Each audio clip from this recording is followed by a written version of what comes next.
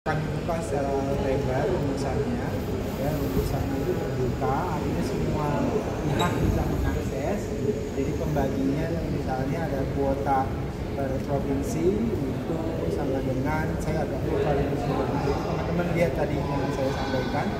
Yang jelas kami membuka, jadi misalnya Aceh berapa, dari Sumatera Utara berapa, Jawa Timur berapa, ketika dimasukkan ke rumus itu akan keluar kuotanya.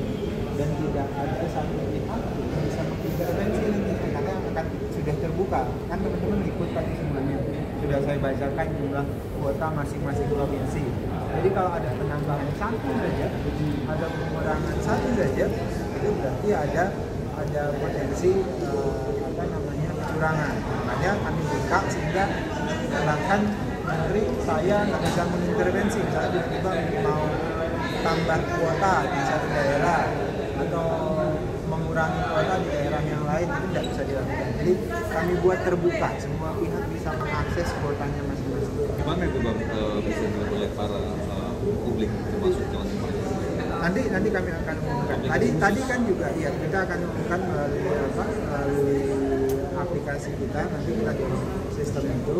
Sebenarnya tadi juga kan sudah saya umumkan jumlah kuota masing-masing provinsi kan sudah terbaca itu. Bahkan rumusnya juga saya sampaikan. Jadi publik sudah sangat terbuka, bisa mengecek langsung. Misalnya kuota mereka di daerah itu berapa, kemudian kuota provinsinya berapa dibagi dengan nanti masing-masing kuota kabupaten. Bang, soal ini kuotanya ditentukan oleh pemerintah pusat. Nanti tinggal diturunkan menempati rumus yang ada. Bang, soal biaya haji kan ada usulan tadi dari Pak Marwan supaya masih bisa ditekan ke hampir sampai 2 juta. Ini kan sejalan dengan kemauan Pak Prabowo yang biaya haji lebih rendah atau lebih murah. Ini Kemenhaj nanti utak-atiknya seperti apa sih, Bang? Ya, kan masih banyak komponen yang bisa kita diskusikan. Salah satu yang akan didiskusikan itu terkait dengan penerbangan. Nah, penerbangan misalnya kan kontrak yang kita dorong itu tidak lagi kontrak year per year, tapi kontrak multi year, kontrak per 3 tahun. Kita evaluasi per setahun, tapi kontraknya 3 tahun.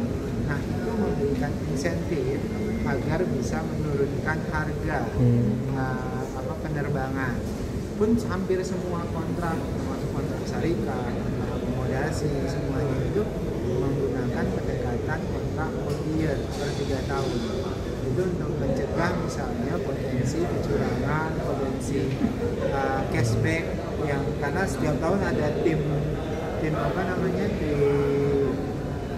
pengadaan atau penyediaan dengan cara multiplier sini, maka tidak peluang untuk cashback segala macam itu bisa berubah. Bang, soal penerbangan juga tadi kan nyinggung supaya skema diskon di Nataru itu bisa diterapkan juga di Haji 2006. Apakah juga akan mendorong Pak Prabowo untuk mengambil diskresi seperti itu atau seperti apa? Ya, itu yang nanti akan dibahas. Kami juga akan bicara dengan Menko Perekonomian terkait dengan ini. Kami berharap skema Nataru bisa digunakan untuk jamaah haji.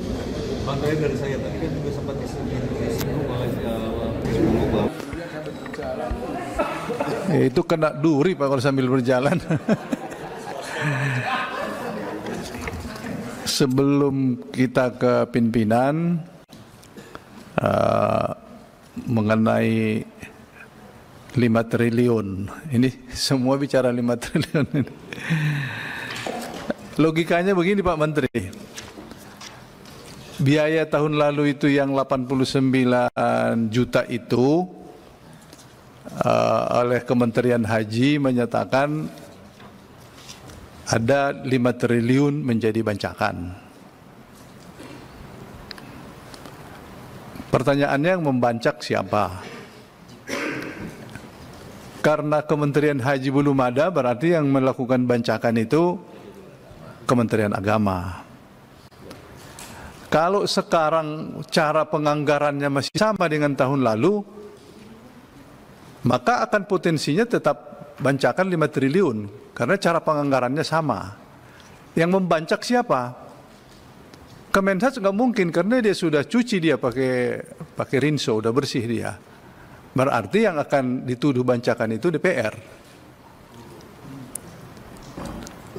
Nanti kalau dituduh lagi ada ini bancakan 5 triliun. Yang bancak itu DPR berarti. Karena Kementerian Haji sudah dinyatakan bersih ini. Ini pijakannya harus jelas ini. Makanya kita nggak mau setujuin, Bung. Kalau dikurangi nggak. Karena itu tadi teman-teman mengatakan ya dikurangi dulu lah 5 triliun. Kalau tidak, kami nggak tahu. Kami nanti ini akan dituduh yang membancak 5 triliun ini. Nah, itu mengenai 5 triliun. Sebetulnya saya konsen bukan itu. Yang tidak ada disebutkan di sini. Yang mau berangkat itu siapa? Cara memberangkatkannya bagaimana? Karena tahun lalu yang diberangkatkan itu kacau balau begitu mendarat. Syarikah saling berebut. Kemudian ternyata manifest yang kita kirim dan manifest yang kita berangkatkan berbeda. Berbeda orang. Campur baur kloter 1 dengan kloter 2, kloter 3 digabung menjadi satu. Nah, itu caranya bagaimana? Supaya kelompok terbang ini tidak dicampur baur karena tidak keluar nusuk. Cara mengatasinya bagaimana? Kalau itu tidak diatasi, cara menentukan sekarang ini yang menjadi satu kloter itu kita belum dengar. Kalau tidak diurus, potensinya pasti sama. Saudi tidak mau menerima yang mendarat itu bukan manifest yang kita kirim sebagai siskohat. Daftar tunggunya 1, 2, 3, 4, 5 sampai 1 kloter. Setelah kita kirim itu berubah. Nah ini belum kita dengarkan. Kemudian komitmen dengan syarikah itu penting. Ini selain mengenai pembiayaan, itu pelayanan kita. Kalau masih besok begitu turun, masih ada 20 orang mencari-cari hotel jalan kaki, itu tenteng koper, makan nggak jelas, kamarnya nggak jelas. Sebetulnya kamarnya ada, tapi dia masih di kloter besok. Tapi dia sudah berangkat karena yang lain belum keluar nusuknya. Ini penting sekali. Cara memutuskan siapa yang berangkat dan diberangkatkan kapan. Ini nggak tahu nih, apalagi yang mau disampaikan Pak Abidin ini agak ngeri juga ini. Silakan Pak Abidin. Nggak, pimpinan dulu ya, nanti baru anggota lagi.